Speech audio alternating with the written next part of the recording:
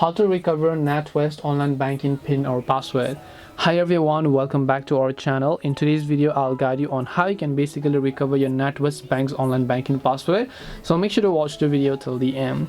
Now, if you forgot the password for your Natwest online banking account, it is actually very simple to reset it. All you have to do is go to natwest.com first of all, right? Once you go to natwest.com, look for the login button. So as you would normally try to log into your account, just tap the login option here.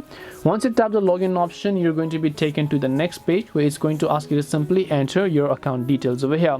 Now by default, it is going to ask me to switch to the application because I'm on mobile, but I won't do that because that is mobile banking. I want to simply continue with online banking. So make sure to enter your customer number and so on. If you remembered your details, you could have entered them and you would have been able to log into the account. But since we forgot our details, we will find on, you can see forgotten your login details button. Make sure to just tap on it. Once you tap on forgotten your login details, right over here you can see forgotten your PIN or password, right? So you can reset your PIN and password if you re-register for online banking. So all you have to do is tap on this button that says re-register online banking. Tap on the link.